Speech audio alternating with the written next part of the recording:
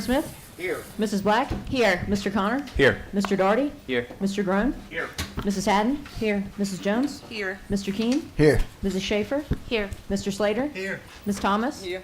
Superintendent Dr. Robertson? Here. Okay, I need a motion to approve the agenda. Mr. Chairman, may I make a motion to add something to the agenda, You may. please? I want to add budget discussion to board matters at the end. Second. Does that mean we're gonna be here all night?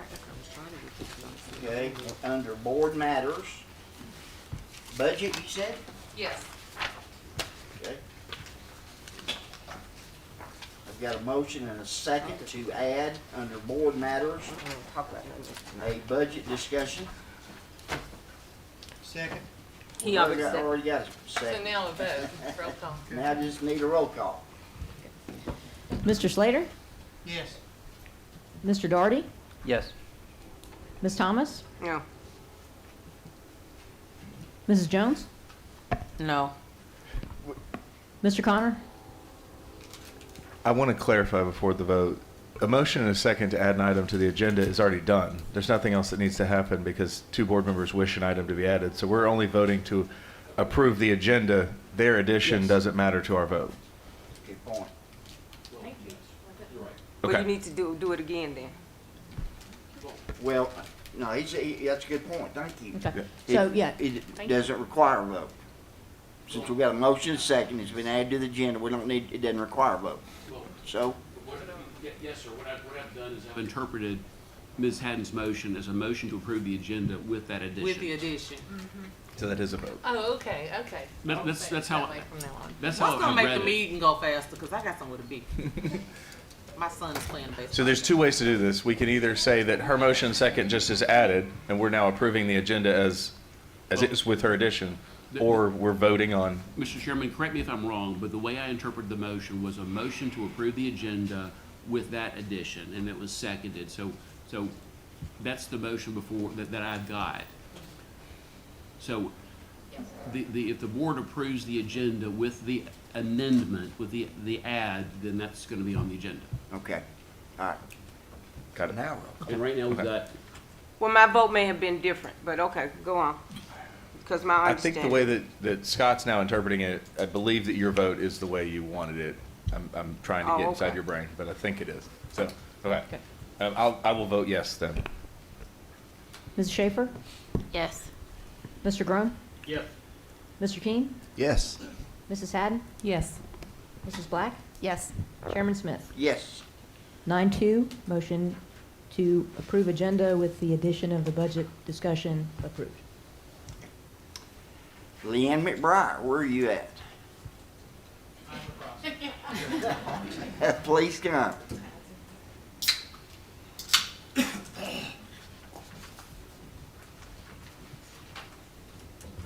Ms. McBriar regrets her absence tonight. She is attending a visitation for Deputy Landon Faulkner, who is the son of our school resource deputy, Chad Faulkner. In her stead, I'm here along with Laura Starnes, who will lead our pledge. Please rise for the pledge.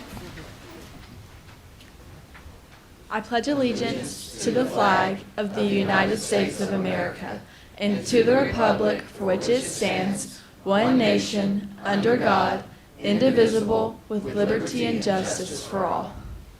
You may be seated. And for our meditation tonight, we originally planned for one of our students, Zion Hutchison, to lead tonight's meditation. However, he is currently representing Lookout Valley on the soccer pitch, but I still wanted to share the words that he gave to me. So if you would, please bow your heads. Lord, we are thankful for this day and everything that you have done for us, not only for waking us up, but for starting us on our way. Thank you for watching over us and blessing us with health. We ask blessings and wisdom on the leadership of this board. Please give them the wisdom to make right decisions and the courage to make the hard decisions. Lord, please bless the students and teachers at every school. Keep them in your care. Give them health and strength to finish the year strong. Lord, give us peace. Amen. Amen. Thank you. Okay, we got some exemplars of excellence. Coach James?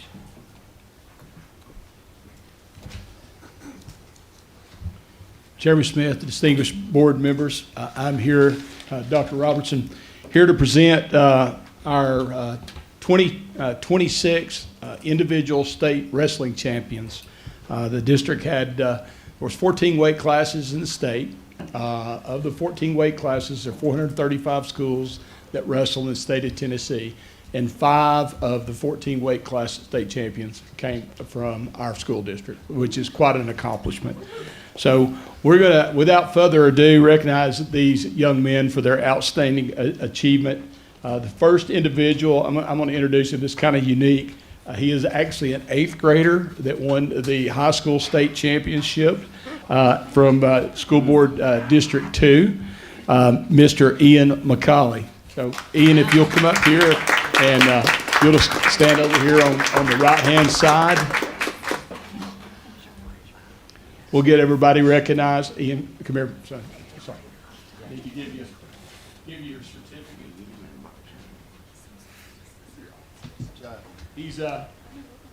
He's got a chance to do something only one other athlete in Hamilton County school history has done, and that's be a 5-time state champion now that he's won it as an 8th grader. So he set the bar high early.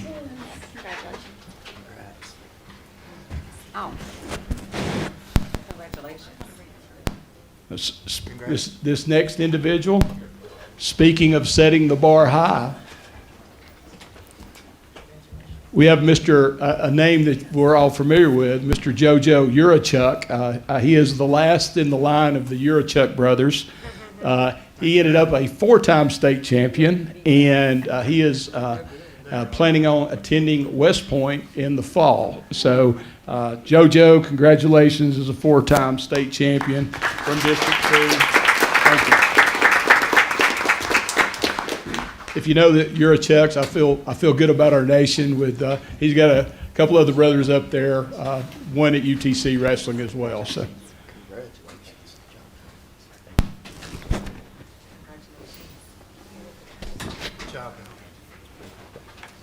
Our next individual was the 144-pound state champion from Signal Mountain, also, Mr. Christian Davis. He's only a sophomore, so bright things to come. So we want to congratulate you. He plans on attending Signal Mountain High School next year.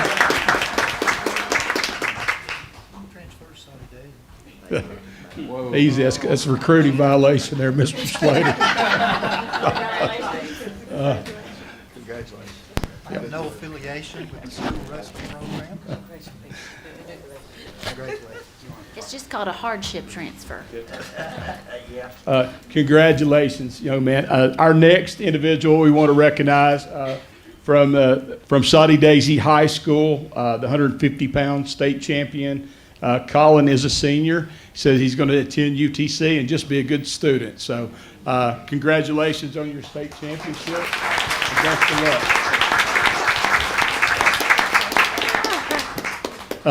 Braylon Cosper was the 157-pound state champion. He was from Higson. He was unable to attend tonight, but we will recognize him along with Coach Hall at next month's. Garrett Hall was elected into the U.S. Wrestling Hall of Fame, so we're going to recognize them next month. All right, congratulations, Mr. Bull. All right, and then our last, but very not least, was a 190-pound champion from Chattanooga Central High School, first state champion they've had since 2016. Big deal up on the Pounder Hill or Dale, but Mr. Trevor Burney. He's also from District 9. Congratulations. We'll shake hands.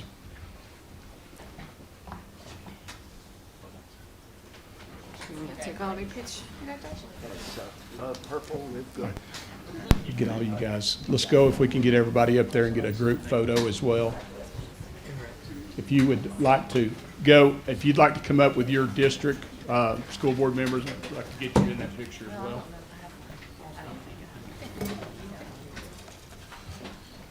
Who is Central? Gary.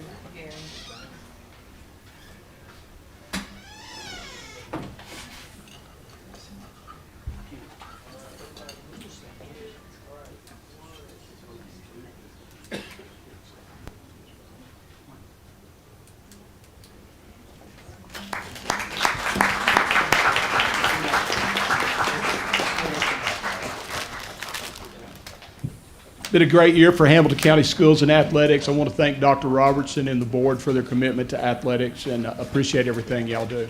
Have a great night. Hey, Tim, real quick. I do want to say just one thing, Dr. Robertson. Really proud of all these guys. Steve, congrats to your school. Wrestling's a very hard sport, but I just want to take a moment and really commend these three guys from Signal. Not because I represent Signal, but these guys, the whole team, my son is right there, Everett, he's a 10-year-old. He also wrestles. And these guys, they took him under his wing and let him come out on the mat, and they really were just a nice guys and made him feel welcome. So athletic accolades are awesome, but character is amazing. So you guys should be proud of that. You're setting a high bar, not just for Signal Mountain, but for across the community, across the county. So I appreciate you guys.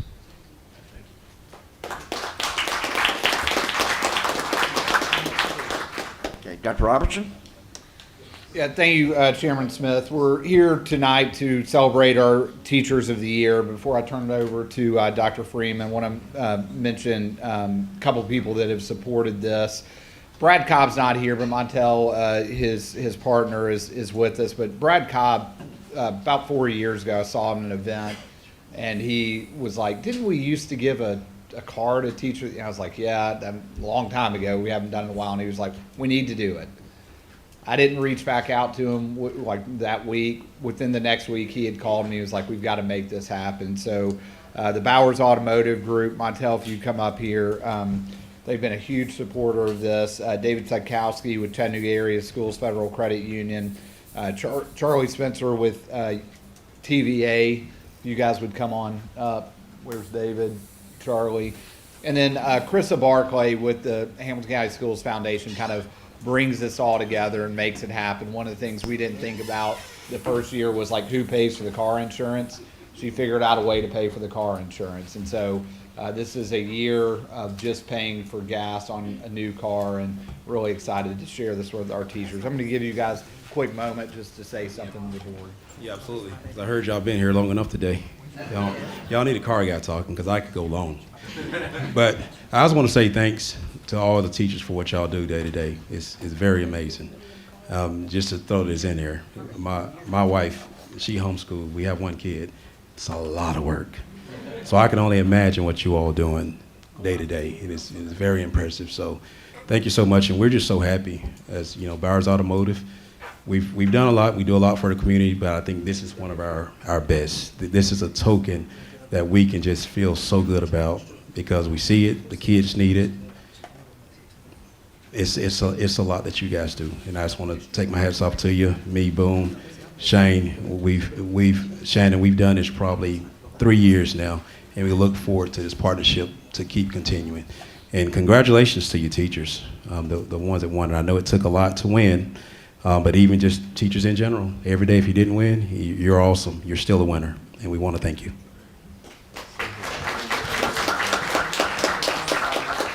Thank you so much for being here. I'm from the Chattanooga Area Schools Credit Union. We've partnered with Hamilton County Schools for many years, and I've said in the past, these teachers are being recognized tonight, but they actually earn this on those late nights on Tuesday and Wednesday and Thursday night when they're staying up late. That's when they're actually earning this.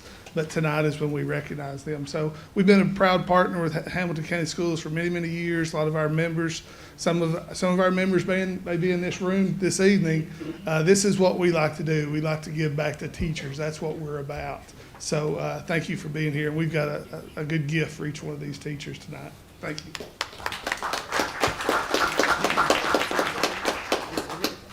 I'm Charlie Spencer. I'm actually retired TVA. I'm here representing Tennessee Valley Robotics, which supports robotics programs throughout the valley, including Hamilton County schools. What we like to do is support the teachers, because in my mind, teachers are our most important resource here in the county. Thank you. All right, well, I get the opportunity to invite their principals up here so that they can tell you a little bit more about each of them, but I'll add on to what's been said. I mean, anytime I had the opportunity to talk to teachers, my message was always the same. Teachers are the most incredible, brilliant people I think that you would meet. And they could do anything, but they chose to go into this profession to impact the youth of our community. So I'm grateful for them. So I'm going to ask three principals to come up: Dr. Ashley Wilson, Dr. Joe Garez, and Mr. Daniel Lunt, to tell you about their teachers at their school who have been selected as the County Teachers of the Year. Good evening, everyone. Thank you, Mr. Smith and Chairman Smith and all of the distinguished board members. My name is Ashley Wilson, and I'm the proud principal of Nolan Elementary, and my heart is just elated today that I get to speak about Julie Weisgerber, who is truly a giant among us. That's what we call the teachers that mentor and give their time and their talents endlessly to the schoolhouse. And so I have a few words about Julie that I wanted to share. She teaches with unwavering integrity, always putting her students first. So she's known as a huge advocate for her students. She's the type of teacher to buy them a coat, to do what they need, to come early or stay late, to tutor them to make sure that they can experience success. What sets her apart is how she inspires curiosity in her students, confidence, and a love of learning. Her classroom is alive with purpose. I tell teachers all the time to go in and see her because she's a teacher that teaches bell to bell. There's never a minute in her classroom that isn't wasted. Every moment is intentional. Every lesson is thoughtfully planned. Every student is actively engaged. She holds high expectations for all of her learners and provides support and encouragement so each child experiences success every single day. Julie Weisgerber represents the very best in our profession, and it's my joy to say congratulations to Ms. Weisgerber and to thank her for the incredible difference that she makes every day at Nolan. So thank you for having me here and allowing me to share about Ms. Weisgerber. So Ms. Weisgerber, would you come up, please?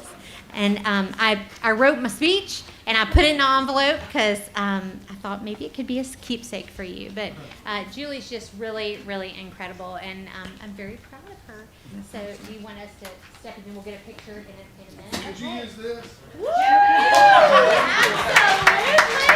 How wonderful! That is That's great! just the key.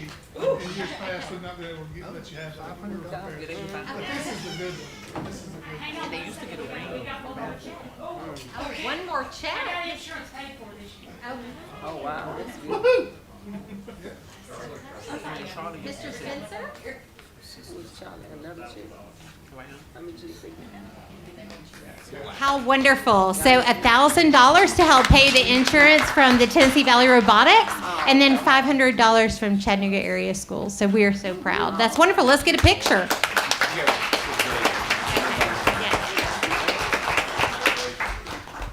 This your school? No, this Ben's school? Congratulations. Thank you so much for allowing me to share. Thank you. Thank you for Thank you. Very proud, right? Yes. Thank you. Yes, sir. Thank you. Years I can remember the credit union and haven't won the $500. I will call it away. Hey, Ben, picture made again, bud. That's the picture made again. All right, thank you. All right, that's impressive. Thank you, guys. Absolutely. Good to see you again. Thank you. Thank you. Thank you very much. It's like they dumb. It's like, All right, everyone, move straight ahead.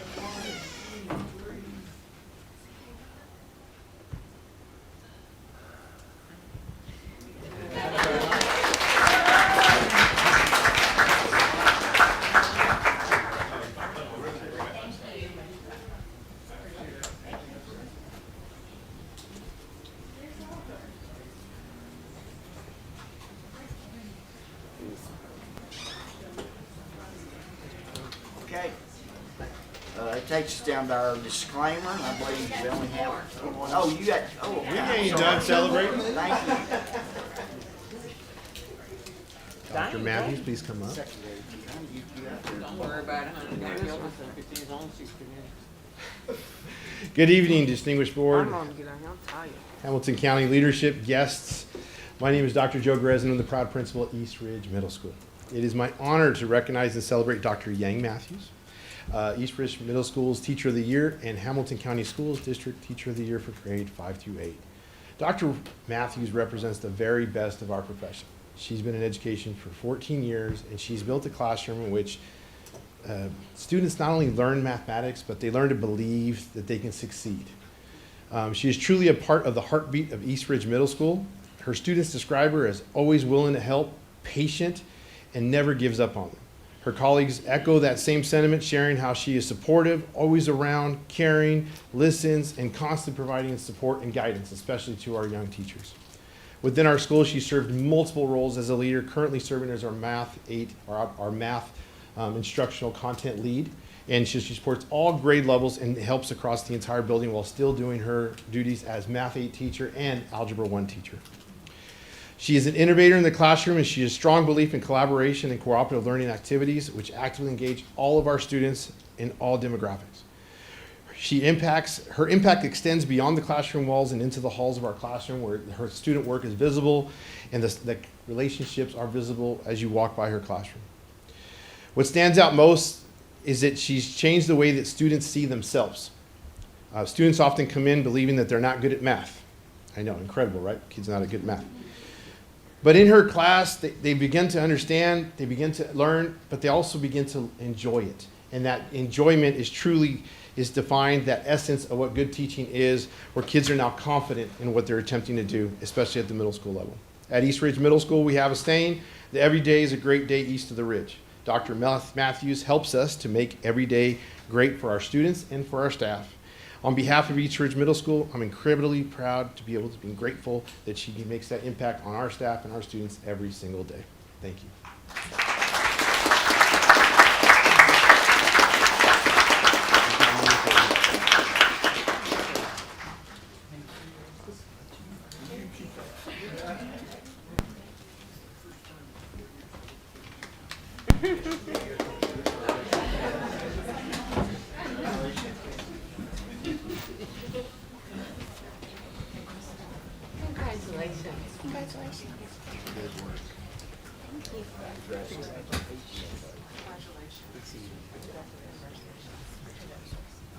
Good job.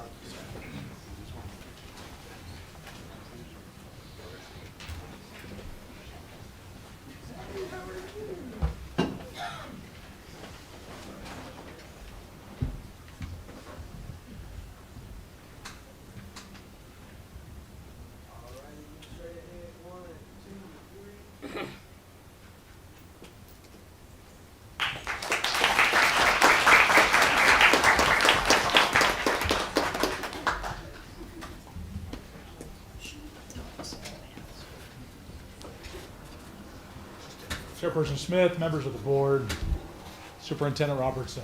I come on a very distinct and prestigious assignment from my Hickson community to recognize a wonderful teacher, Ms. Renee Parker.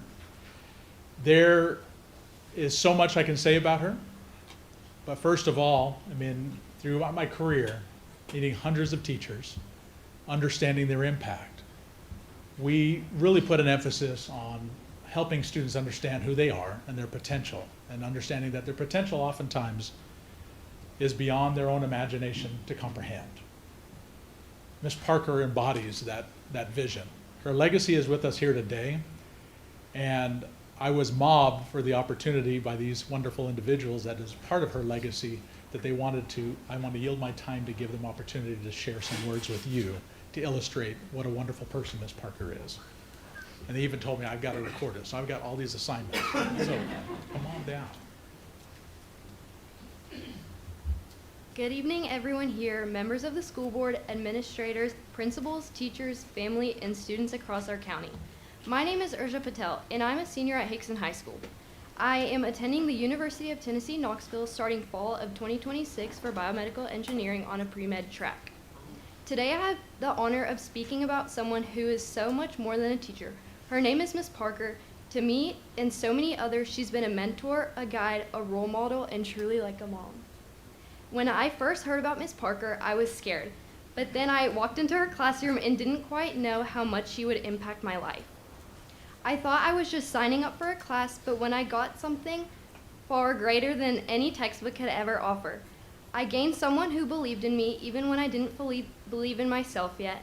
Miss Parker didn't just teach lessons, she built people. She saw potential where others might have just been seen as a student. She pushed us, supported us, and never let us settle for less than what she knew we were capable of. She had this way of making you feel seen, heard, and valued every single day. Because of her, I found my path. She guided me to become a PCT and a CNA. Some things that I once might have thought were out of my reach. She didn't just prepare me for the future, she prepared me academically and also prepared me for real life. She taught me how to care for others and how to stay strong in difficult situations and how to carry myself with confidence and compassion. But beyond the certifications and skills, it's the memories that mean the most. The laughter in the classroom, her jokes that always make me laugh and cheer me up no matter what kind of day I was having, and the moments that didn't go as planned but always turn into lessons anyway. The encouragement that we had when we were stressed or overwhelmed, and those are the things that are always going to be carried with me forever. Those are the moments that shape me, not just my education, but also who I am as a person. Ms. Parker created a safe space where we felt very safe to grow and make mistakes and learn from them. She celebrated our wins no matter how small or big they were and stood by us during our toughest days. Everywhere she went, she brought light with her. She can light up any room she walks into. That kind of presence, that kind of energy is something you don't ever forget. As she retires, it's hard to imagine this place without her. She has left a mark on not only her students, but on this entire community. Her impact goes far beyond the classroom. It lives on every student she has ever taught, every life she has ever influenced, and every future she has helped shape. And while it's bittersweet to see her step into this new chapter, it's something very special about the timing. We're both closing a chapter at the same time. As she retires, I'm graduating. And I can't think of a more meaningful way to end this journey with her. Ms. Parker, thank you for everything. Thank you for being not just a teacher, but a mom. And thank you for your patience and kindness through your strength and believe in me. Thank you for guiding me through and supporting me and never giving up on me. I truly don't know where I would be without you. You didn't just teach me how to succeed, you taught me how to make a difference, and as I move forward into my future, I will always carry your lessons, your voice, and your laughter, and your belief in me in every step of the way. This isn't goodbye, this is just a celebration of everything you've ever done and given to everyone. You may be retiring from teaching, but the impact you've made will never retire.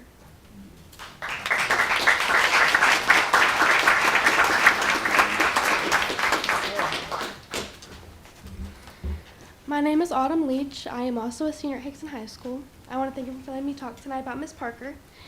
Ms. Parker has been my teacher for the past 3 years, and with that, I've become a patient care tech and a CNA with her. I've gained a mentor, a friend, and an inspiration. When things become difficult or overwhelming, you never fail to have the right words to say.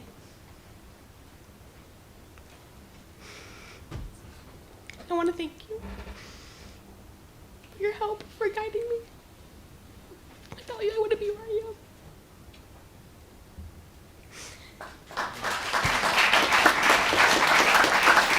No matter what I say, you will never know how much I appreciate you and how much you've gotten to me where I am, and I love you.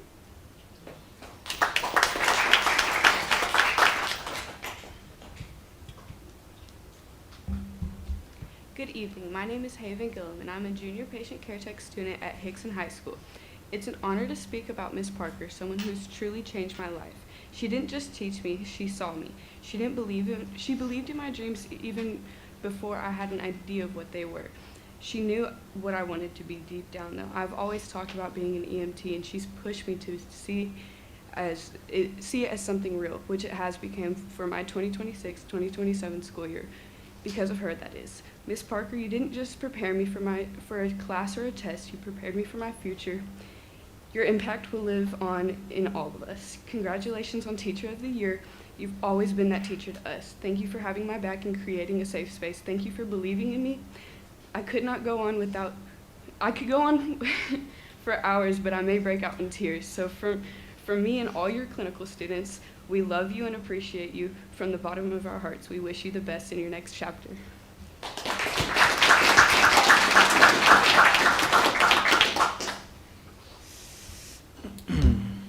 Good evening, board. My name is Kevin Garcia. I'm a patient care tech. To me, there's one person at school that makes school fun, and out of all the teachers there, it's Miss Parker. To me, she's a wonderful person, and to me, she's more than just a teacher. She's inspired many kids, including myself, to make better decisions for ourselves in the real world or in school. Miss Parker has always been a person who I look up to and admire the hard work she puts for us as students of her. She has always been a mentor, has taught me in how to be strong and face challenges that come from life. And she made me grow stronger in the way of learning how to be a better version of myself.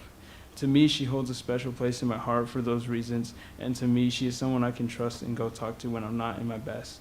The advice she has given me through the years and things that I will continue to endorse the advice. Thank you, Ms. Parker, for the encouragement, support, and advice when I needed it the most. I love you, Ms. Parker.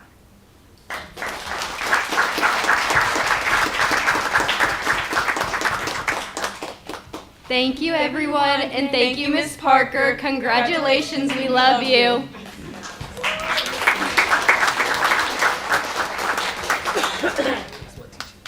That's the best gift right there,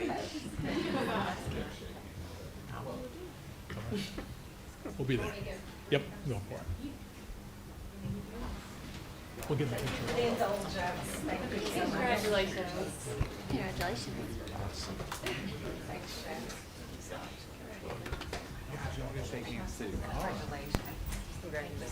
Too young to retire. It was all good when they retired. Good job. Good job. What's the retirement coffee? Oh, 4 years. Congratulations. Thank y'all. Thank y'all. Thank you. Nice to meet you. Nice to meet you. Good job, thank you. What you want to do? Unlimited miles? Oh. Oh, you want Steve. Well, at least you did get an award before you retired. I mean,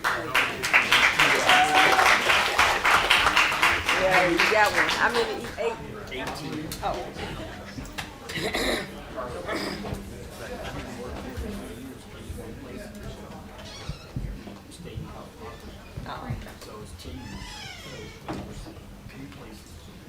Congratulations all, that's awesome. Okay, now it takes us down to our disclaimer. I think we just have one.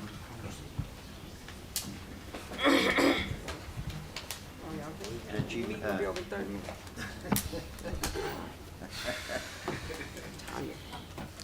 I declare that I have a relative who works for the school system and that the board's vote on budget, policies, etc.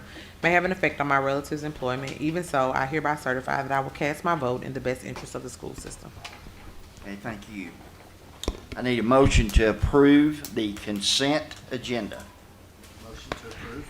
Second. A motion and second. No lights, roll call. Mr. Slater? Yes. Mr. Daugherty? Ms. Thomas? Yes. Oh, what's she going back? Ms. Jones? Yes. Why? Mr. Connor? Yes.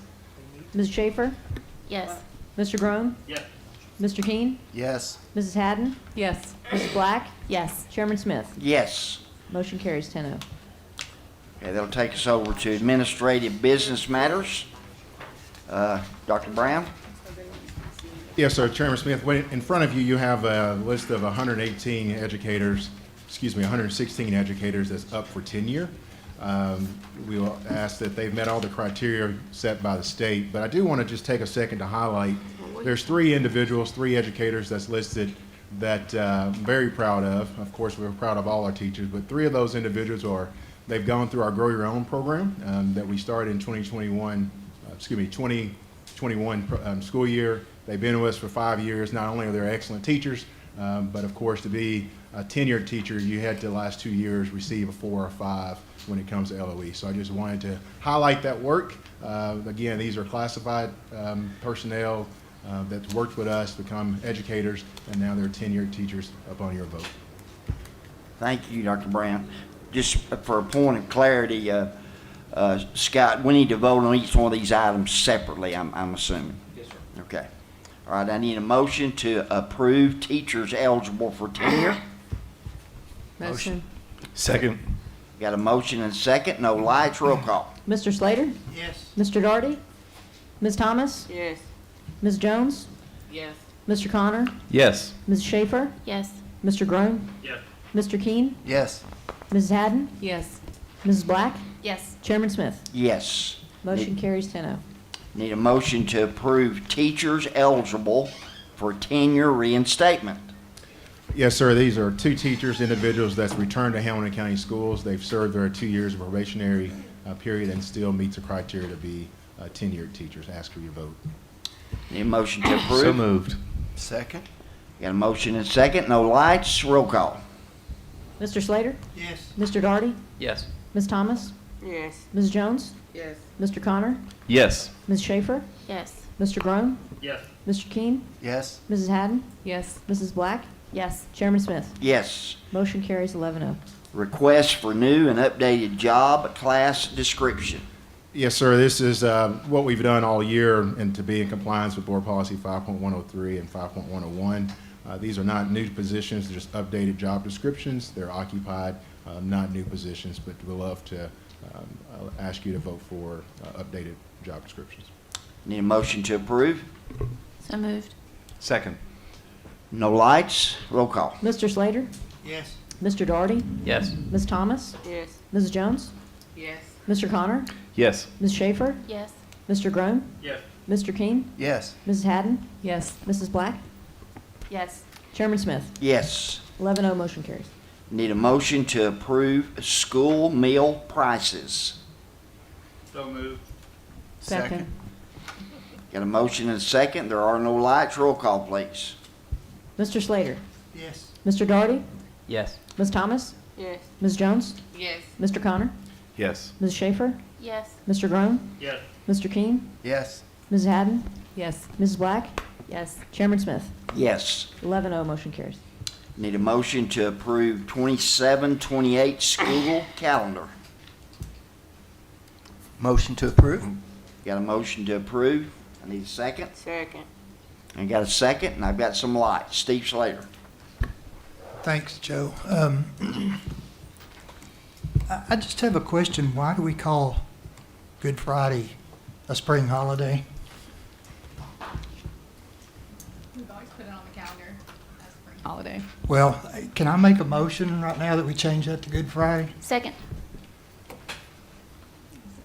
Do I defer to Scott. I mean, Board is the board's Okay. calendar, you can call it whatever you want.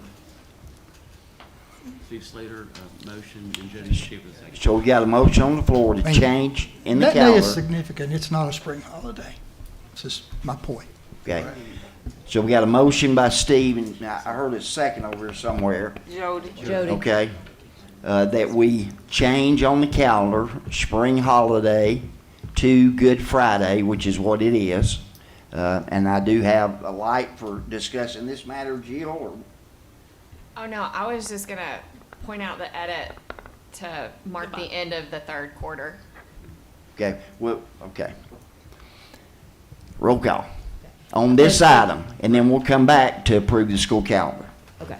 So this is a vote on the motion to change spring holiday to Good Friday. That's correct. Yes. I'm sorry, okay.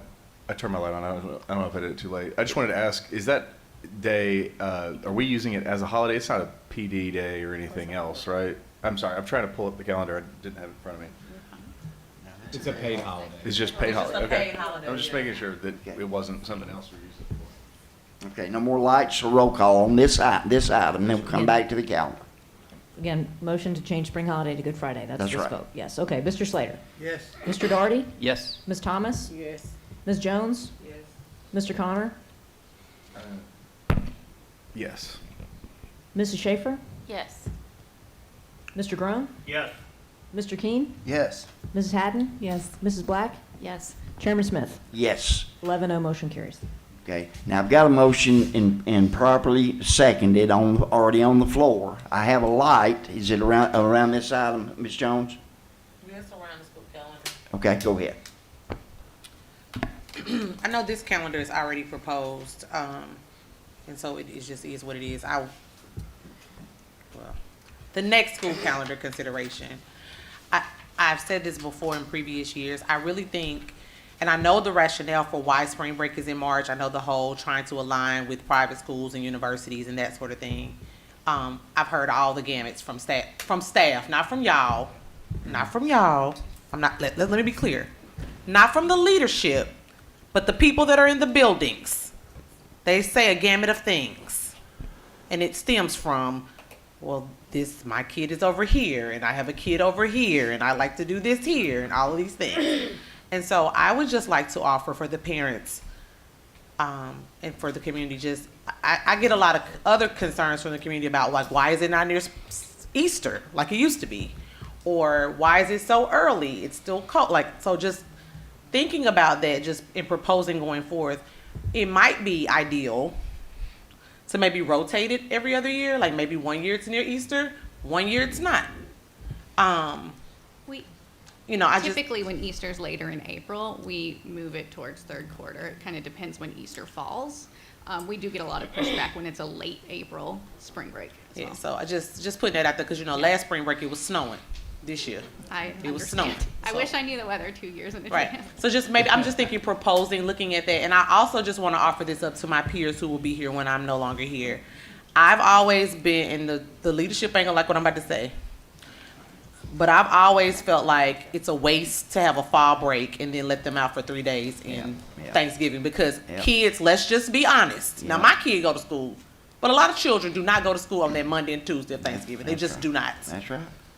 And so to me, it would make more sense to give them the week of Thanksgiving out and maybe, I know some school systems, Georgia especially, which we're not Georgia, but some Georgia schools, they give like a Wednesday, Thursday, Friday for fall break and not an entire week, which would then allow you to do an entire week for Thanksgiving. Just putting that out there as well.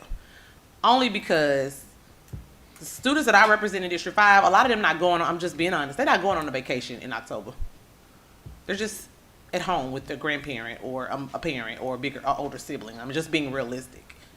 And so I'm thinking that they might be more amped to be able to do something the week of Thanksgiving because their parents may be off because of Thanksgiving. So just wanting to put that out there to those who may or may not be here, just to look at that. And I know the staff oftentimes votes on the calendar and y'all present to us what they decide.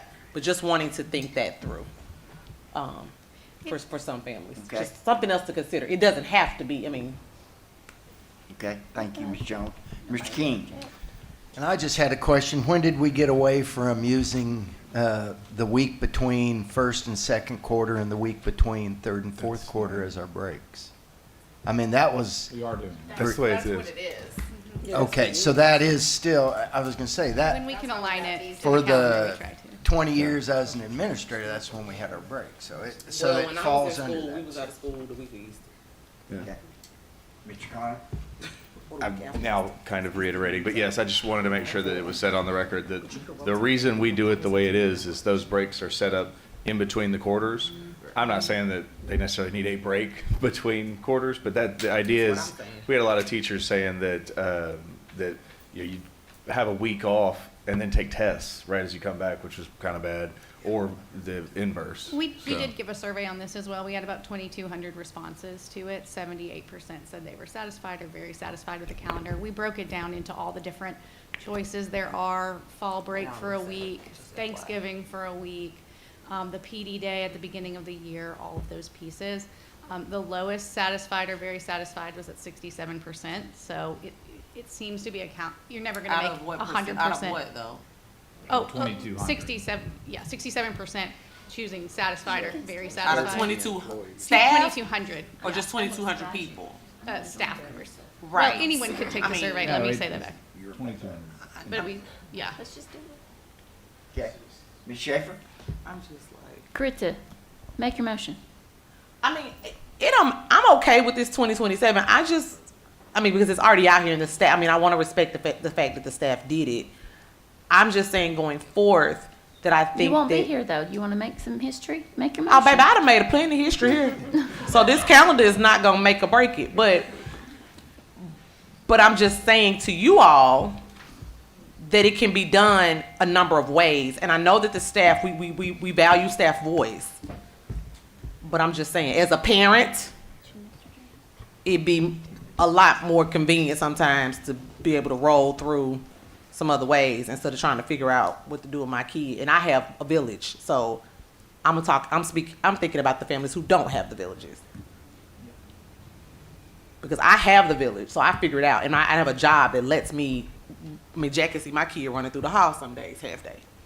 But I'm saying everybody doesn't have that. So sometimes we need to just think about that as we think about other things and use that rationale for other things. Okay. No more lights, roll call.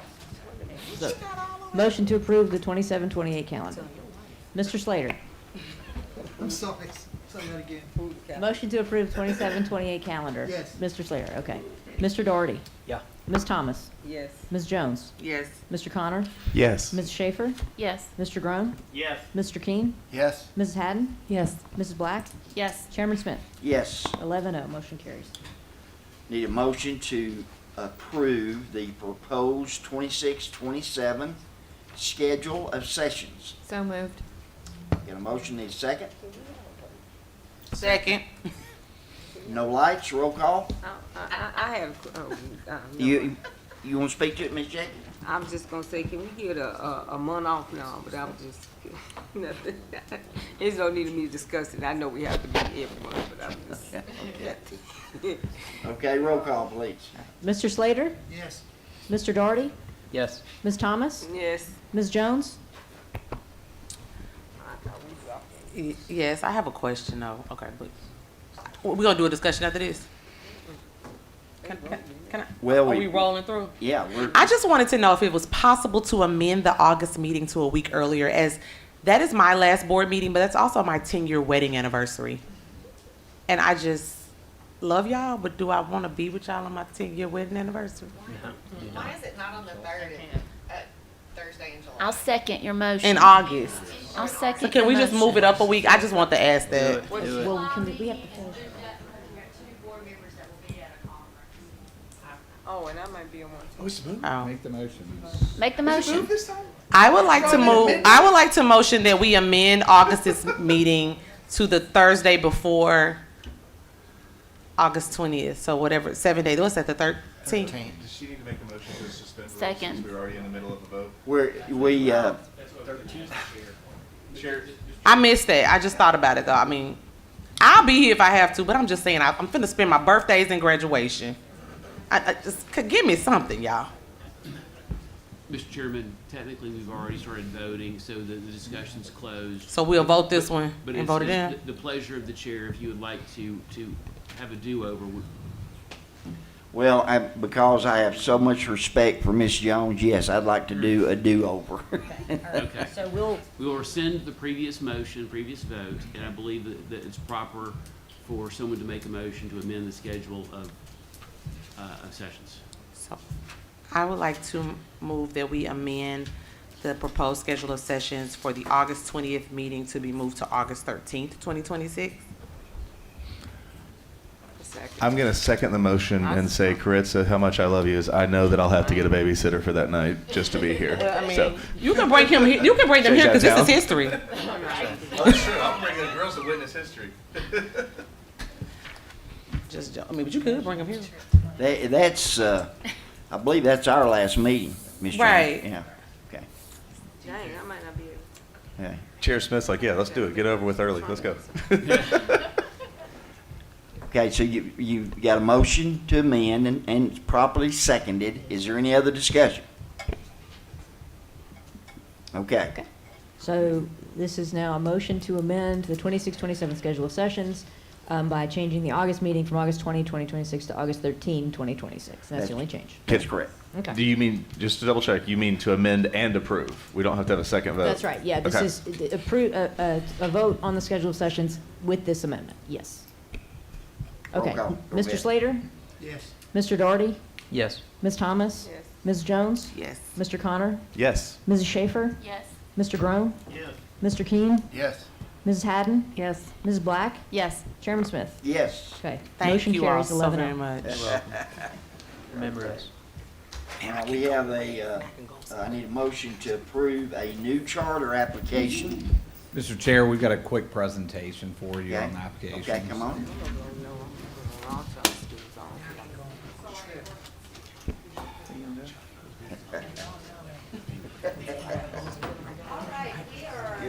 Here tonight to consider the initial charter application submitted by Empowerment Academy of East Tennessee for a proposed charter school within our district. As a reminder, charter schools are public schools operated by independent nonprofit governing bodies with increased flexibility in areas such as curriculum, staffing, and instructional approach. Application evaluations are conducted by a team of internal and external reviewers with expertise in assessing the quality and sustainability of charter school applications. This comprehensive review process leverages specialists from multiple departments within Hamilton County, along with external expertise from Michelle Doan, owner and principal consultant of Doan Consulting. The evaluation process includes a detailed review across 4 core areas: educational program design and capacity, operation design and capacity, budget and finance, and addenda as applicable. The academic plan outlines the instructional model and student support strategies. The operation plan addresses staffing, logistics, and governance, and the financial plan ensures fiscal responsibility and compliance. A positive recommendation requires a complete, coherent plan across all areas. Strengths in one domain cannot compensate for weaknesses in another. The application review team used the following rubric to evaluate the application: a rating of meets or exceeds standards, partially meets standards, or does not meet standard was used for each section of the application. The application review team conducted a comprehensive process beginning with an independent evaluation of the application, during which members completed ratings for all subsections. This was followed by capacity interviews with the proposed school. The team then developed a consensus summary, which has been presented to you in preparation for your vote. The Empowerment Academy proposes a K-5 charter school in Chattanooga serving 50 students in a single-gender, all-boys setting. The proposed location is Warren Chapel AME Church on North Market Street. The school's mission is to develop both the intellectual and moral character of its students, emphasizing responsibility, integrity, and respect. Through this approach, the Empowerment Academy aims to empower young men to reach their full potential, build strong self-worth, and make meaningful contributions to society. The review team found that the academic plan does not meet the required standard, as it lacks clarity, coherence, and sufficient detail across multiple areas. The mission is not measurable and is not clearly aligned to the needs of the proposed student population, nor is it meaningfully embedded throughout the school model. While the team identified focus areas such as agriculture and STEM, they did not clearly define these elements or explain how they work together in a cohesive, research-based model. Additionally, the instructional plan and assessment systems are underdeveloped, with limited detail on how student progress will be monitored or how instruction will be adjusted based on data. Goals are broad and not measurable, and there is limited evidence of understanding of state accountability systems. Although some curriculum resources were identified, the overall academic plan lacks depth and does not clearly demonstrate how all students, including special populations, will be effectively served. The proposal also lacks clear plans for staffing and supporting special populations, and the school culture and discipline approach are not well defined beyond general statements. Evidence of community engagement and demand is limited, and the plan for ongoing family engagement is broad and not clearly aligned to the mission. Finally, the proposed enrollment is very small, and the rationale for this scale was not clearly justified. Overall, the plan is underdeveloped and does not provide sufficient evidence that the school will deliver a high-quality educational program.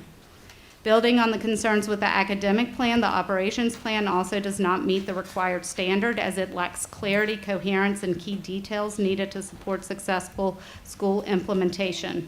First, there are significant governance concerns. While the proposed board includes individuals with relevant expertise, the structure presents a clear conflict of interest as several CMO staff members, including the CEO, are also serving on the board. Although the team indicated this may change over time, there is no clear timeline, and the possibility of the CEO remaining as a voting member does not align with best practices. Additionally, the team did not demonstrate that the board has the capacity to effectively oversee this school while also supporting the launch of 2 additional schools. Second, the organizational structure and staffing plans are underdeveloped. There is limited detail on how the school will operate day to day, and professional development plans do not clearly outline how teachers will be coached and supported, particularly given the proposed focus on agriculture and STEM. Recruitments and retention strategies are also minimal, and the proposed teacher salary of $45,000 falls below the state required minimum, raising serious concerns about the school's ability to attract and retain qualified staff. Facility planning is also unclear. While a church has been identified as a potential site, the application does not clearly define the facility requirements needed to support the instructional model or future growth. It is also uncertain how the school will ensure the facility meets all zoning, legal, and compliance requirements, or how co-location with the church will function. Finally, the plan lacks detail across several critical operational areas, including transportation, food service, health and safety, technology, and insurance. Without clear and comprehensive plans in these areas, there is low confidence that the school will be able to operate effectively or provide a safe and supportive environment for students. Overall, the operation plan does not provide sufficient evidence that the school is prepared to successfully open and sustain high-quality operations. Consistent with the academic and operation concerns, the financial plan does not meet the required standard and does not demonstrate the school is financially viable. The budget does not clearly align to the academic program or operational needs. Key expenses such as transportation, employee benefits, technology, and staffing are either missing or underfunded, and overall assumptions are not reasonable. There are also inconsistencies between the budget and staffing plan, making it unclear whether the model can be fully supported. Additionally, the application lacks detail on essential financial systems and controls, including accounting, payroll, and audits, which raises concerns about financial oversight and management capacity. The revenue model is also concerning. While the school relies on public funding, board members are expected to contribute or raise significant funds annually, and a large portion of the budget is allocated to CMO staff without clear justification. Overall, these issues reflect a lack of alignment and understanding of charter school finance, and the review team does not have confidence in the school's financial stability. Building on the concerns across the academic, operations, and financial sections, the applicant team also did not meet standards for the required addenda related to network capacity. The proposed CMO is newly forming to support 3 schools across Chattanooga, Memphis, and Nashville. While staff roles are identified, the structure appears top-heavy and largely funded by the schools themselves, raising concern about sustainability.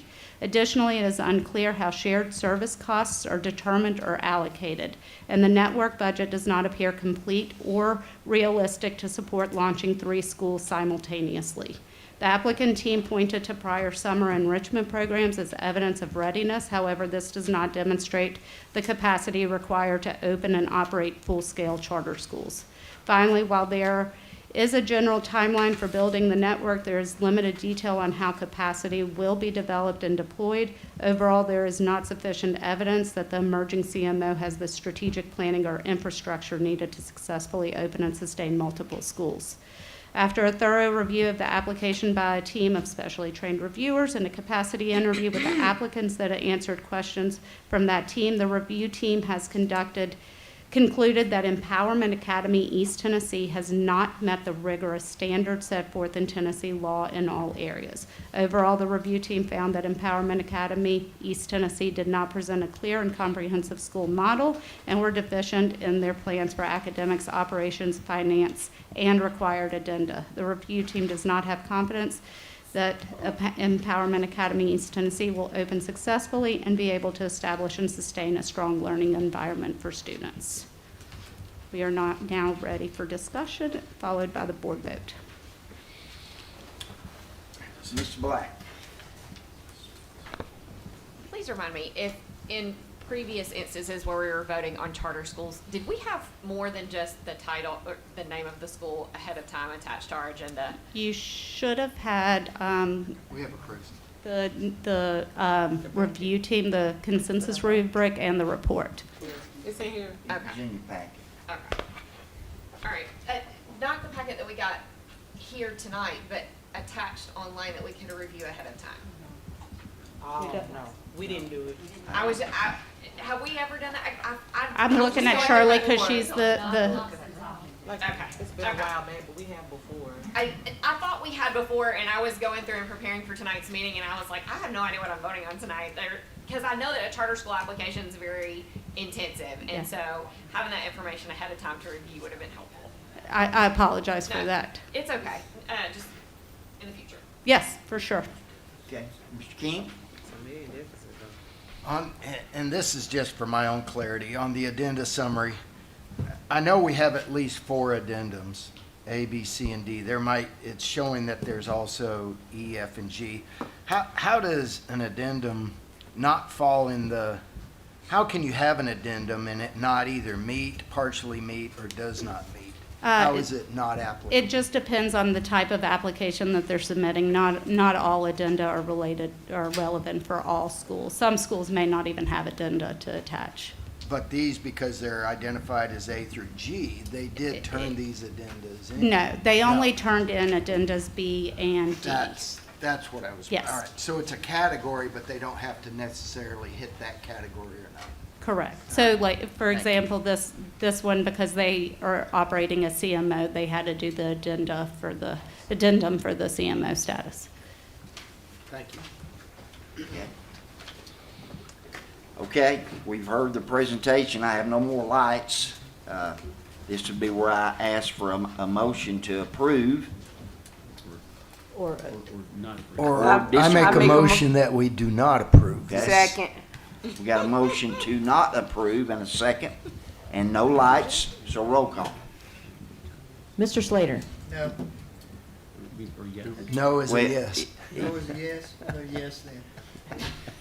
So the vote. Yes, not The vote to is The to, vote is not to approve the Right. charter school. Okay. So, yeah, okay. It's a yes. So, okay. Mr. Doherty? Yes. Ms. Thomas? Yes. Mrs. Jones? Yes. Mr. Connor? Yes. Mrs. Schaefer? Yes. Mr. Groan? Mr. Keen? Yes. Mrs. Haddon? Yes. Mrs. Black? Yes.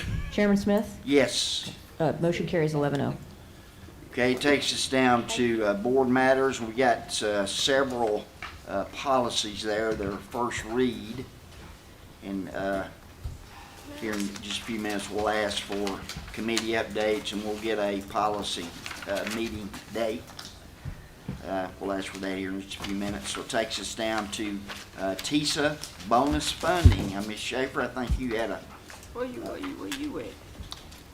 under board matters, Oh. B. Oh, okay. Yeah. See it? You see it, Ms. Schaefer? Okay. I showed her. Okay, Ms. Schaefer, I think you want to talk about TISA a little bit? Yes, thank you, Chairman. Board members, you were given a outcomes funding, a TISA's outcomes funding document. There's 2 pieces there. There's like a memo, and then there's a list of schools with the last 3 years of outcomes TISA funding. Where is it? It was, It's paperclip together. Yes, 'cause it it's can go on our paperclip. budget notebook. Where does it need to go? In the, under You appendix? put it, it's a memo, so. In the appendix? Yeah, in the appendix. As information comes up, we're just making sure that we're all staying on the same page about providing memos. Okay. Oh, okay. Okay. Okay, so you all have the document. Do you have the? Yeah, I just, like, it says the fiscal years, but what are these numbers we're looking at? Okay, so I'm gonna talk about them. Okay. And the reason why I'm bringing this to you is out of transparency. We've done hard work as a board to balance our budget, but I'm asking that we dig a little bit deeper and work on more transparency in how we're allocating funds to schools in that budget. We're all given staffing models, but we're not given the numbers that each school actually earns and brings to the table for the overall budget. And that's what I'm getting at by discussing these particular numbers tonight, but overarching, it's about transparency and all the numbers that each school earns under TISA and their bonus outcomes funding. I just want to start by thanking the Tennessee Department of Education because they did a training last week in Murfreesboro that kind of brought this to light. And it really clarified something very important, that under TISA, the dollars are meant to follow the student. And students can earn additional dollars through achievement. So schools can earn additional dollars on top of their TISA base funding through their achievement. That's the intent. That's an incentive. But from what I'm seeing and hearing in my district, that's not what we're seeing at the school level. In my district, and you'll see, and you can pull out your numbers in your districts, the numbers on this page show you what they have earned in bonus TISA outcome funding in the last 3 years. They earned them. But are they directly seeing them in the school, at the school level? That's the question. And so I appreciate Dr. Robertson meeting with me today and talking about this. And I understand that you'll see on the handout where he tries to explain where in the staffing model, one, he explains how the school earns it, elementary, middle, high school, how they earn their extra TISA bonus funds. And under the staffing model, where they're telling us it's going. However, it's not dollar for dollar. So a school can earn a bonus, and some may receive that fully back, and some are not. And to me, that's a problem. Because I believe in rewarding hard work. I believe in rewarding and encouraging, incentivizing the purpose behind this rule to excel. So then on top of that, like I said earlier, in our staffing model, we're not given the number each school earns. So every school, we earn a base TISA dollar amount. Then you earn your specialized programs and your exceptional ed base. So there's other strategic allocations. And then you have your bonus on top of that. But my question is, and my ask is, very simple. Give us, and I've asked Dr. Robertson this already today, give us a list of every school. What is the breakdown? What are they earning in their base? What are they earning dollar for dollar in their bonus? And then tell us how much that they earn is actually being kept at the local school level. So I call this like an overhead expense tax. East Hamilton High School is paying 25 to 27% tax, but I don't know what other schools are paying. So I don't know if we're paying more than our share or less than our share. We don't know. So the whole point is transparency, and I'm asking for a list so we can know what dollars each school earns, what dollars they should be getting as a reward for their achievement, how much is staying at the school, how much is going to overhead, how much of their bonus are they getting, exactly, dollar for dollar. So I'm asking for that for transparency purposes. We should have, Shannon, data. You said in this statement, you said why we fund schools this way. I'm asking for an ROI a data for this. Like, what is the return on investment for the way we've been doing it? Versus statistically, you should be able to provide that. Because based on this back page, we had 4.3 million in bonus across the district, bonus funds. Only 3 million were allocated. So that left 1.3 million there. I just took the numbers and subtracted. But I'm asking for transparency because I want to incentivize hard work. We have teachers, administrators, students, that they should know that their hard work is being returned to their school, their community school. And it would encourage them to continue to work hard. Otherwise, what are we incentivizing?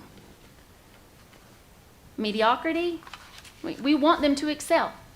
We don't want them to feel like what they earn is being redistributed. That runs afoul of the purpose of the bonus TISA dollars. And I'm thankful that the Tennessee Department of Education brought this to light for me, and I'm bringing it to the boards that we can all get this data, have the knowledge that what each of our schools actually earns and brings to the table, what we're paying in our overhead tax, and what's happening with our bonus dollars. And then we can talk about how do we proceed with our staffing model, how do we proceed with how we allocate dollars with integrity. Okay, that's a lot to digest there, Mr. King. Before we start, we need to make sure that we're talking about the same thing and that we're on the same page with Okay. this. So, number one, and when Ms. Schaefer and I spoke this afternoon, this board has pushed us really hard last year to be transparent, and I would argue last budget was the most transparent budget we had to date. This one's been even more transparent. This number has always been part of the budget. We've always talked about it, and we talk about it in a way that we even say we don't get this money until December. We're budgeting $3 million because last year we got X and we're being conservative in budgeting. So that's number one. I just want to make, like, this didn't come to light because of a meeting. It came to light for an individual during that meeting, but we've been transparent about this the whole time. So when you talk about TISA funding, you think about funding for a school. Every dollar is never going to go to that school because we get funded as a district for TISA dollars. So when you think about, we call it an overhead tax, I would call it, how do you operate a school system? So out of 100%, if you know that we have to provide transportation, there's going to be transportation tax. If we've got to cut the grass, there's a grass tax. So the dollars that are allocated per student in TISA were never intended to physically go directly to that school. It's going to serve the needs of the students in the district. And so when we spoke about this, and there's a memo in the back of your budget that if you look at the slide, you'll remember we broke it down where it has the staff, what % staff makes up of the district. We have managed at the district, obligated to the district, managed at the school, obligated to the school. That's a good picture of how the money gets broken up. So if we get 100% for school A, you could look at the transportation budget and assume about that much is coming out of the school. You can look at the custodial budget and assume about that much is coming out of the school. The memo that I gave you is when we moved to this staffing model, decisions that we made investing in things that would drive these metrics. Some of them have worked out really well. Some of them didn't actually work out exactly the way that we thought. I'll give you an example. At the high school level, outcomes is based really largely upon a kid being college and career ready. Few ways you can do that. You can score above a 21 on your ACT, or you can get so many EPSOs. And those of you that were around when we started Future Ready Institutes, remember one of the reasons we started Future Ready Institutes is so that we could expose kids to more college level courses, which gets them an EPSO. You remember we were talking about certifications. We only had like 25 kids that were getting certifications. Now, I don't know if Olivia's here, but we're getting 1,500 kids that got certifications this year. Those are all investments at trying to drive these metrics, which then the investment pays off in the outcomes funding. And so when you think about it, the investment today is really going to impact the outcome tomorrow. And so what we tried to show is in the staffing model exactly what the metric is in elementary. You see the rule, you see the funding, what actually comes from it, and then the investments that we've made at the school to drive those metrics. And so want to make sure we're level set on that. Okay, Ms. Thomas. I don't guess I necessarily, I was just trying to, I have to read up and study on it more, but I just don't want, when we start doing this budget, it turns into the haves and the have-nots. I just don't want it to turn into something but I want to read it a little more, so I guess I really don't have a question until I get clarification for myself to be able to ask the right questions, especially in looking at this contribution. If you're talking about what a district contributes, school contribution is to this, so I would rather look at it that way, because I want to look then, not just at this then, I want to look at the whole budget and how we allocate funds that should go to particular schools based on the population needs, but goes into that general fund. So I want to be clear on what exactly Jody is really asking or wanting to see change in and use the funding for, and what all of that dictates. So that's a more bigger conversation. So Ms. Jackie, I've only asked at this point for the information. Okay. That every school's, what you said, the dollars that school earns, because some have higher needs, and they get dollars for those. So what does every school bring to the table? And then what are they keeping versus what are they giving in their overhead tax to the general pot?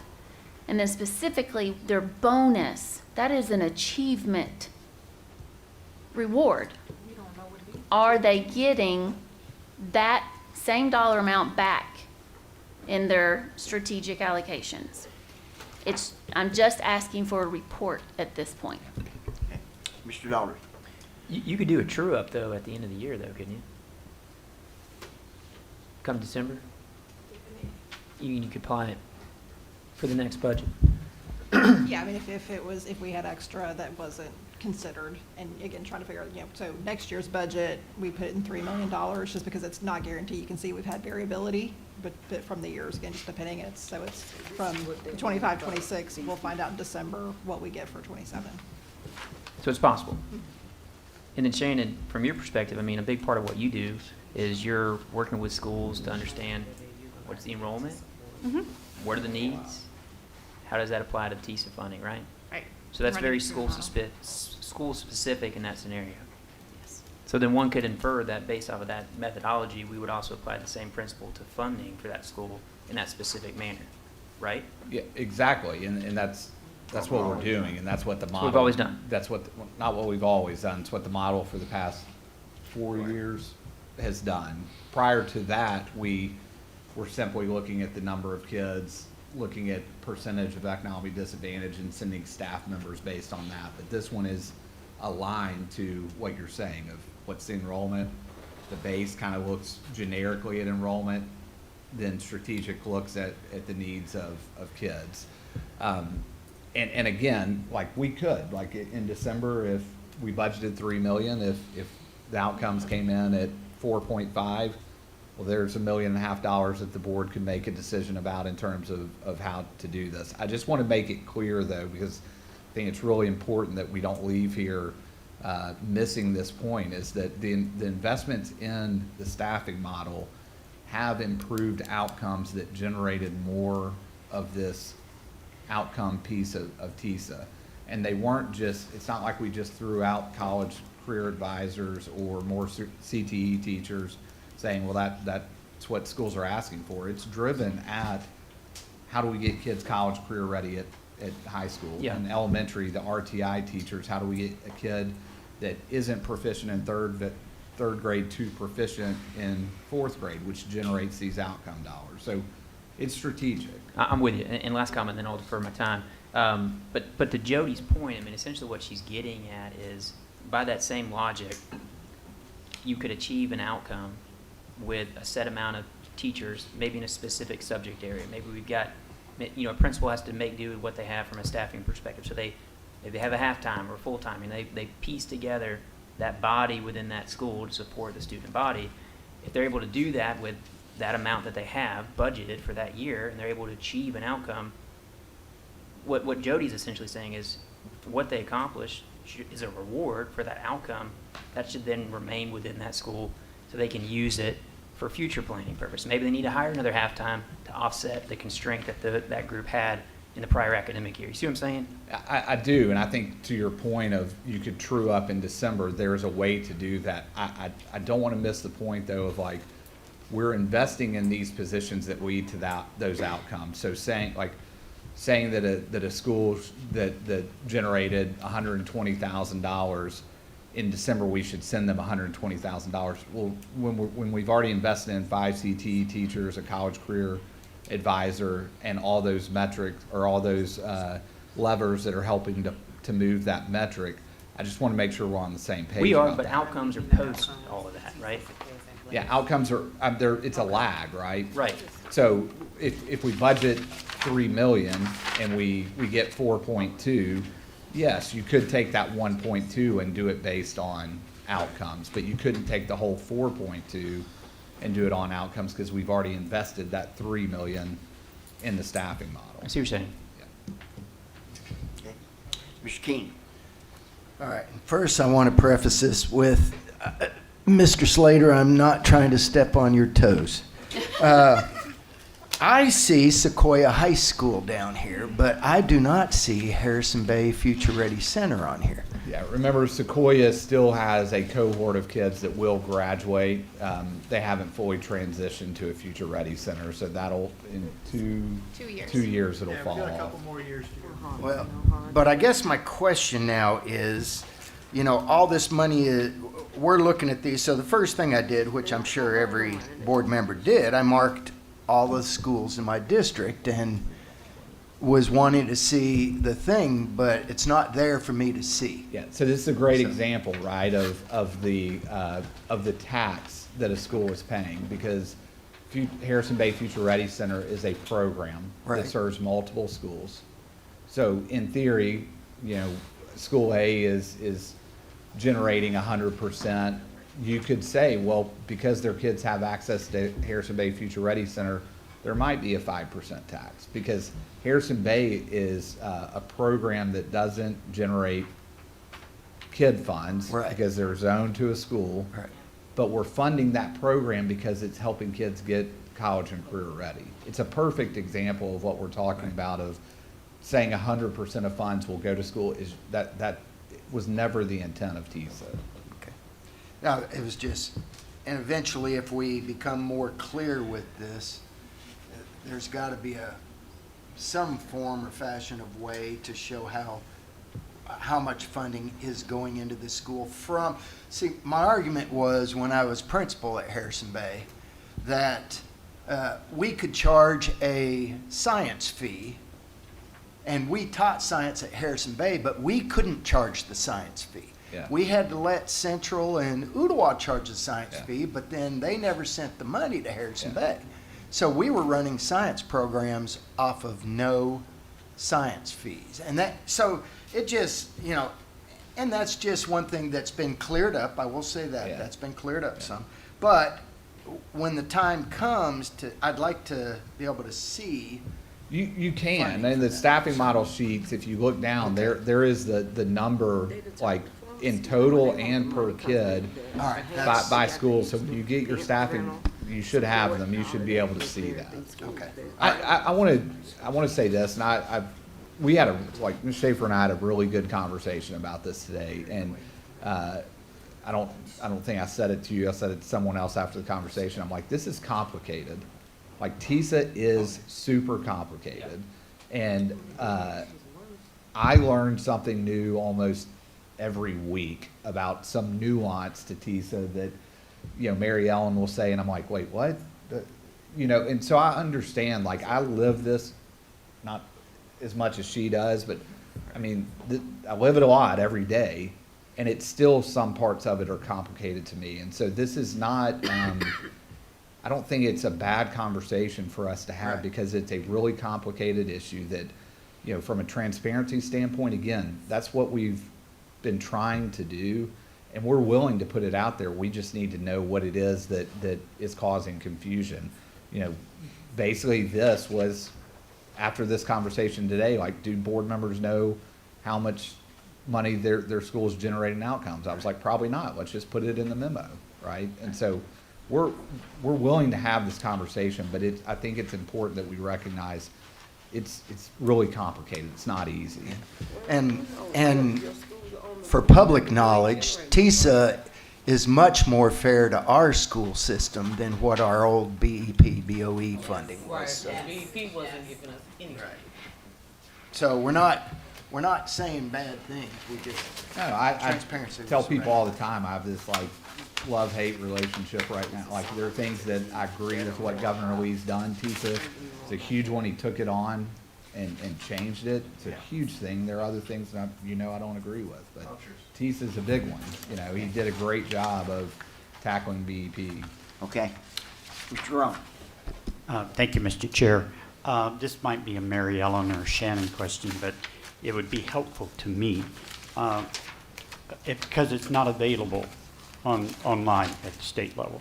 We used to have a report, I think that we put it out here for us, that showed every school and our expenditures per student, because at one point we were like, we averaged 13.3. But this showed how much we were actually spending per student at each school. Is that still available for us? I mean, we do the PPE report each year. I'm not sure where it is online, but we'll find, if we can't find it online, we'll send you at least our version. Okay, of that. because Yeah.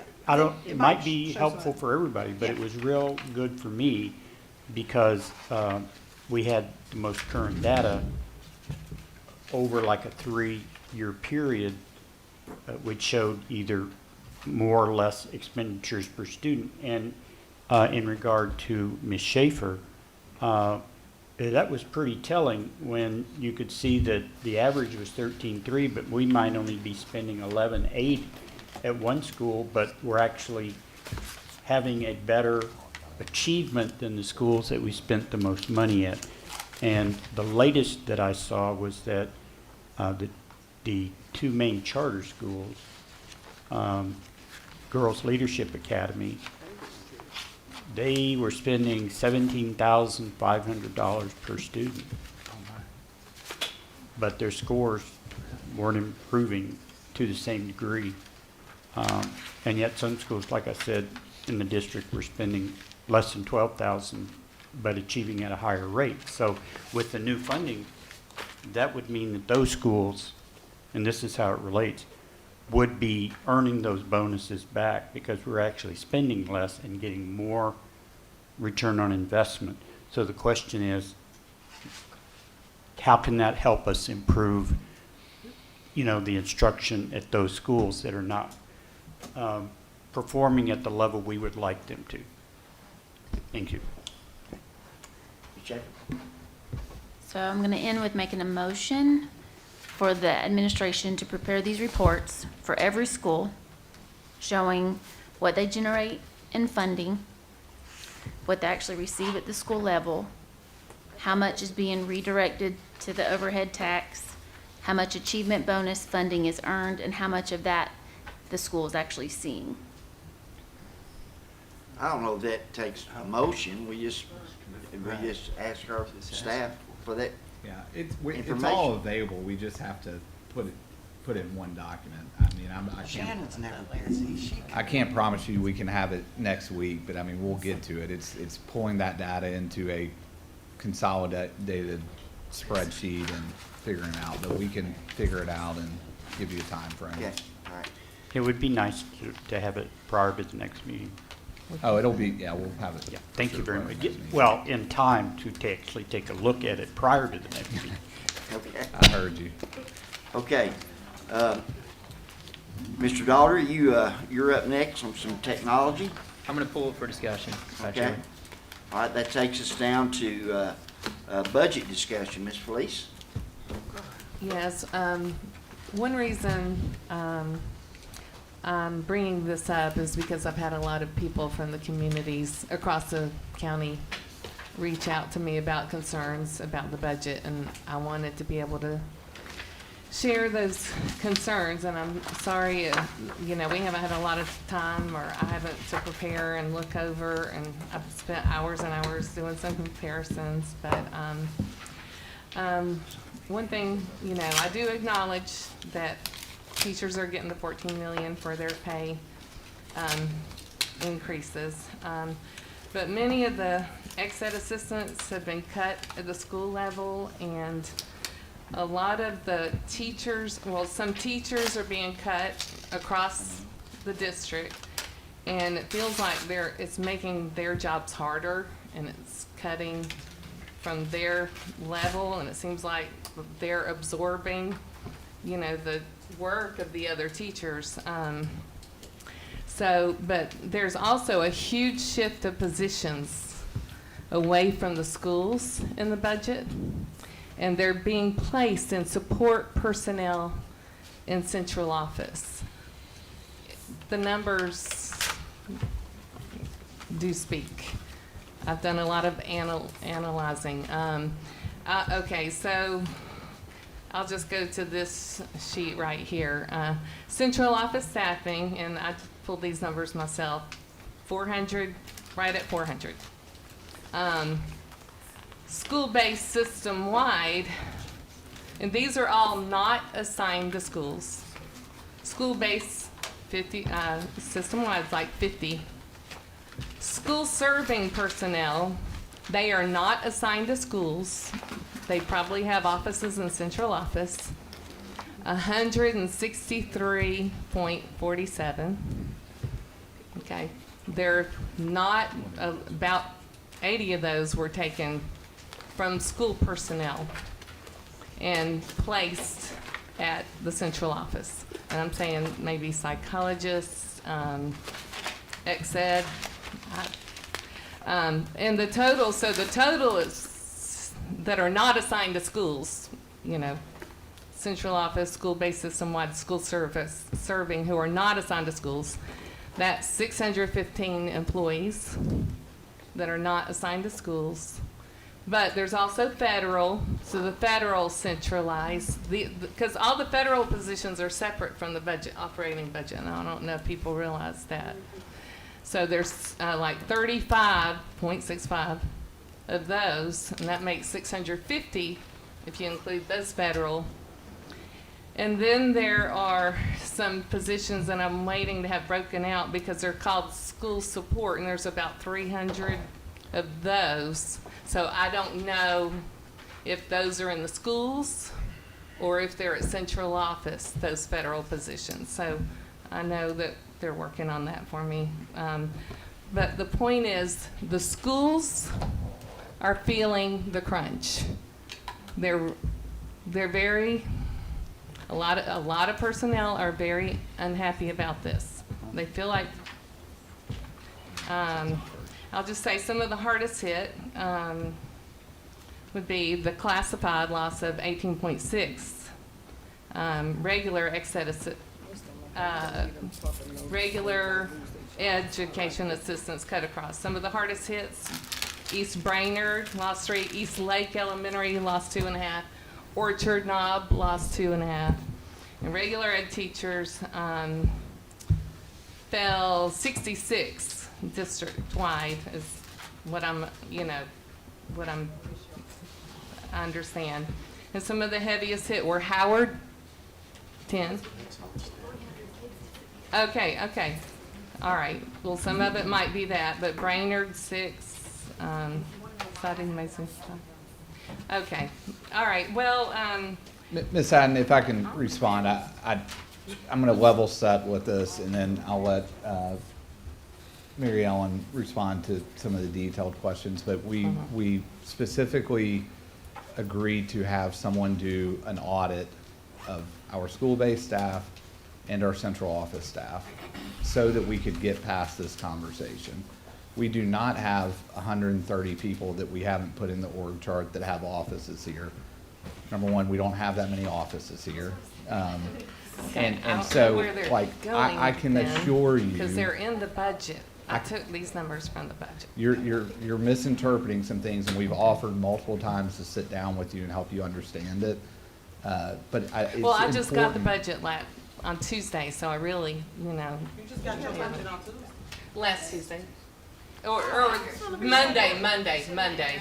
Right, Monday. which is And the our early- meeting was the day after, which I haven't had Right, that. which last Monday is the earliest that we've gotten the budget since I can remember. Absolutely. But I'm I happy know that for one. Mary Ellen to Okay. talk specifics. But I'm with- just saying I haven't had a lot of time because it hasn't been that long. Right, I'm not and we're saying- happy to talk to you. I just want to make Mm-hmm. sure, like, when you're saying things publicly, that sends a statement, and some of those statements are factually not true.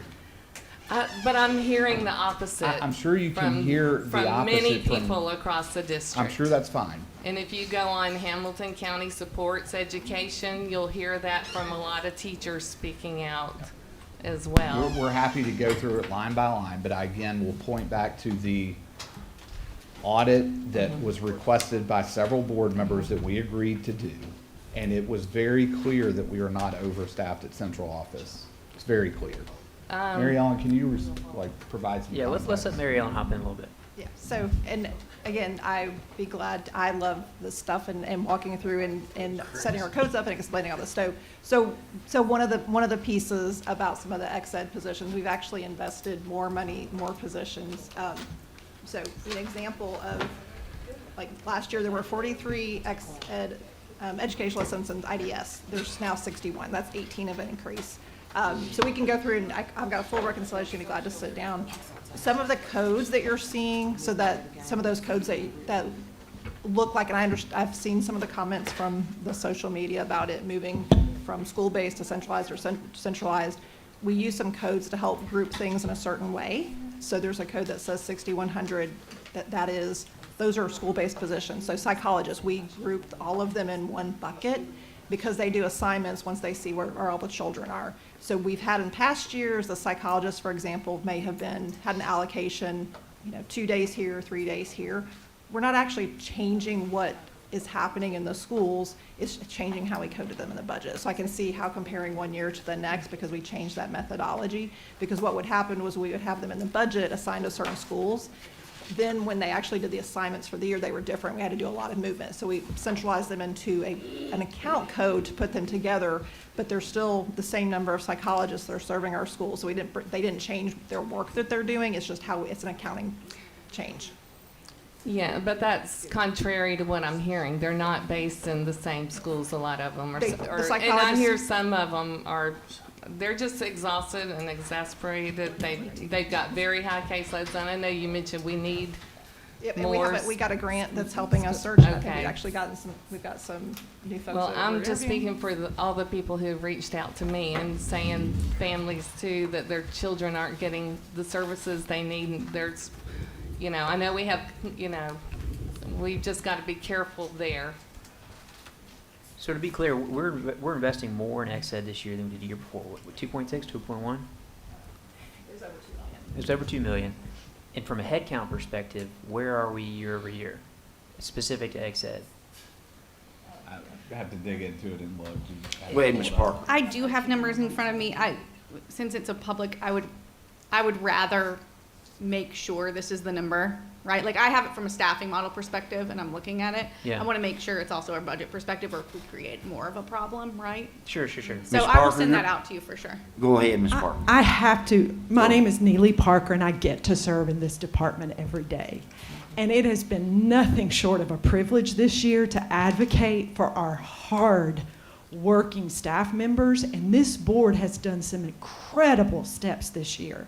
So I have to at least say this. If we now, it is our goal to create a world-class continuum for our children and provide the absolute best continuum of support and service that we can. And very deep strategic decisions have been made on behalf of this department. So number one, we heard staff members last year. if you are on the continuum and you are in a special type program, this board voted back in the fall to give a pay increase to our educational assistants. They're making more than they've made before. Is it enough? We won't ever be able to pay them enough because they do such specialized work. Dawn program, you all strategically added them and voted for them to be first on diff comp. That was so well received. We're almost fully staffed there this year. We advocated, the leadership there changed. The leadership there advocated even for substitutes to get more pay. I picked up the phone and called Dr. Brown. We have worked really hard to make it happen. One of the challenges we have that I have to address is we do have a staffing conundrum that we're in. Between COVID and now, a lot of folks have left the practice. So one of our big solutions is we can always give you an additional position. And Dr. Robertson has met me pretty much everything we've asked for. Let's see what we can do to make it happen. Can't do everything I've asked, but most of it. There aren't very many people, however, in the field. So we have had to adjust some of our ratios, but where we adjusted ratios, we added additional educational assistants and bumped that pay. So they're on a totally different pay class category than they were before. That wasn't this case last year, but this board has made strategic moves for Dawn staff, for IDS staff, for DCC staff to now be on diff comp. They were not at this time last year. We have made strategic moves to put DLP teachers who teach our pre-K children that are high needs, they are now on diff comp. We were not able to actively recruit SLPs and school psychologists as well as speech language pathologists. We now have them on such a competitive diff comp pay scale. We actually have 5 applicants that we're about to place right now. So the way we've tried to accommodate where the field is adjusting, it is not the same as when you were. I've served in Hamilton County 29 years, and I've always had the privilege of serving high-intensity programs. It's not like it was 10 years ago, but where we have worked to meet the demand head-to-head. Have we always been right on time? No. But as it has come to us from teachers, you all have made the decisions to actually enhance what we're doing for the staff members that do different types of specialized support. It is a skill set and highly trained. It takes a lot of training to do what these practitioners do every day.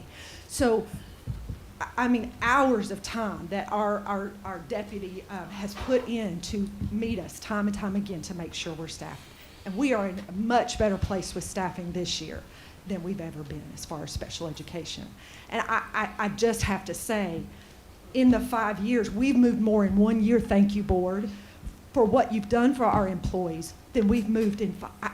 I'm just blown away. It's a privilege that we've been able to do that for our practitioners. So I have to, I'm sorry, you can tell I'm a little passionate about this, but we have done incredible work for our practitioners. So I just want to make sure and clarify that. Well, one more thing that they were asking for is for students to go back to their home zones and be served in their home zones. And they're saying that we're spending $200,000 extra on busing. Okay, so for that. I'm so thankful you asked that question. We stand behind every child belongs in every community served, wholeheartedly. When I was a principal, and we bused kids. I was Big Ridge. Big Ridge had DCC. McConnell had CDC. Hickson had another program. Every child has the right to access their zone school if they can. Like if there's an elevator, we want you there. We have stopped the busing of children where we can. Children don't come for specialized programs in neat bundles of numbers like our staffing model demands. So there are sometimes places where we might have a very extreme situation where we have to work with a family to get them adequately placed and served. But we don't bus as much as we used to. It's too expensive, but we have more programs in more schools than we ever had. Let's be clear. Someone brought that to my attention. I think the line item went from like $75,000 to $205,000 this year. that's for work-based learning. And that's our commitment actually to making sure that we have transition services for our adult ex-ed students like we haven't done before. So it's an investment in making sure that when we transition a kid past the age of 22, that we're getting them placed in work. Some of you were at the opening of Franklin Roberts Future Ready Center. We're building out probably a 10 to 15,000, maybe 20,000 square foot piece of that so that our adult ex-ed students are connected to that and connected to the entrepreneurs there. So when we're talking about pathways for kids into work, it's them too. And so the $200,000 is actually an investment to better serve kids. Which, by the way, we have a big career fair for our transition students that are in the Switch program on Saturday at Chattanooga State for them to get to go and meet with different folks about what their futures will look like. You're welcome to come to Chat State on Saturday. Thank you, Ms. Parker. Yeah, Thank you so much. And I'll just say, I was just speaking on behalf of the people who have reached out to me. Okay. Ms. Thomas. Oh, I'm sorry, I'll call and ask my question later, Dr. Bobson. Okay. Ms. Jones. I was just gonna ask, could we table the conversation to budget? But I do want to say to, I was gonna say something else, but Neely said it, because once again, I've been here a long time, and I've seen a whole lot of different things improve. I know we have ways to go, and Joe's, we've seen it all. So, we've come a long way. I do want to say this, and I'm gonna be quiet. I don't know what is to come of public education, because what I know of the educators that were in my family and in my village and taught me, it wasn't about the pay. And I know people want to be compensated. I'm not saying that everybody wants to be compensated and make a livable wage. But I am deeply concerned that public education is becoming a profession in which it's about the dollar and not about the child. Because I know for a fact that my teachers, your teachers, everybody probably but this post sweet baby right here, teachers. I got several teachers in here right now. I know they made a whole lot less. But the imprint that they've left on my heart and in my life is priceless. And so while everybody wants to be compensated, I do understand that. But these individuals do tough jobs. And the children that they're receiving, they don't get to dictate what kind of can they come in. They just know that they're getting a child. I'm just very concerned about people who are making it about $1 and making it about a party, because it is not about that at all. It is about the lives of children and them looking back 20 years from now and giving statements like those kids did today for their teacher. That is what it's about.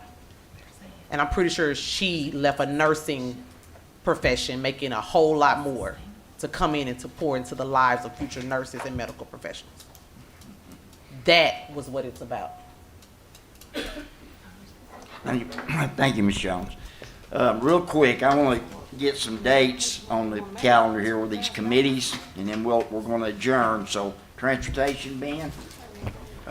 I just want to say that I reached out to Dr. Robertson right after this event and made sure that we were sending our condolences and any offering of help that we could. Anytime that we all in this community know the loss of a child from a bus incident, and so anytime that happens in our state or in our world, it's important to note and stop and think about it. And we as a community send our condolences and our best wishes to that school system.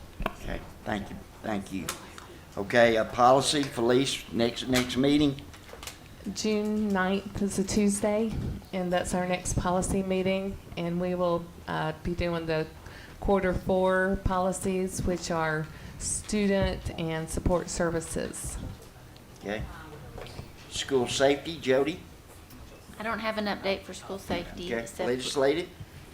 So our our bill with Representative Greg Martin has made it into the budget amendment of both houses. So it's behind the budget, but it's likely to pass. So our pilot program is likely to pass. They did do a threat of mass violence true up, so it has to be a credible threat, which is a good change. The policy on device usage did pass, so we will be required to draft a new policy as a board. So Mr. Bennett and the administration, I believe, is already working on that, but we have to draft a new policy around technology use to be in compliance with the new law, which is a lot that was tested or talked about tonight. Okay. So, Jody, what was the fiscal note on our bill? Do you know offhand? I'm I don't sorry. know off the top of my head. Okay, I just, with it behind the budget, I was It's worried. small. All right, Mr. King, facilities? How long do you think yours will take? All right, mine will take 30 minutes. All right, so I think we're gonna, originally it was gonna be Monday, June the 8th, and we're gonna go also on June the 9th, and we will, June, yes. And we will tie in after the policy meeting. Our information will take 20, 25 minutes at the most, so. Okay. Finance? Ben? Yes, sir. Thank you, Chairman.